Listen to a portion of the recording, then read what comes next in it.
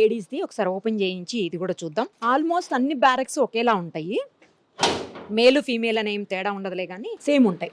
ఇదిగోండి సేమ్, ఇదిగో cot, same washroom, washroom అనకూడదు, వాష్ ఏరియా అనాలి, టాయిలెట్స్ కోసం.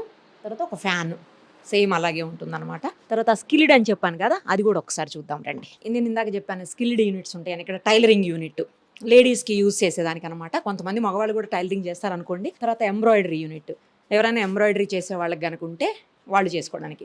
తర్వాత కార్పెంటరీ యూనిట్, అంటే కార్పెంటర్స్గా ఉండి కార్పెంటరీ వర్క్ వచ్చిన వాళ్ళు చేయడానికి అనమాట ఇది. ఇంక ఇవన్నీ కూడా ఫర్నిచర్ యూనిట్, ఫర్నిచర్ చేయడానికి. తర్వాత స్పిన్నింగ్ యూనిట్, ఇక్కడి నుంచి చెప్పాను, ఇందాక చూపించాను కదా నేను, బెడ్షీట్స్, కొన్ని రకాలైనటువంటి టవల్స్, తర్వాత కొన్ని శారీసు, ఇలాంటివి కూడా ఇక్కడ తయారు చేస్తుంటారు. అందుకోసమని ఆ స్పిన్నింగ్ యూనిట్ అనమాట. ఇవన్నీ కూడా స్పిన్నింగ్ యూనిటే. అదిగో వాళ్ళ ఖైదీలకు సంబంధించినటువంటి డ్రెస్సులు కూడా ఉన్నాయి చూడండి. అండర్ ట్రైల్ వాళ్ళవి ఉన్నాయి, ట్రైల్లో ఉన్న వాళ్ళవి అనమాట.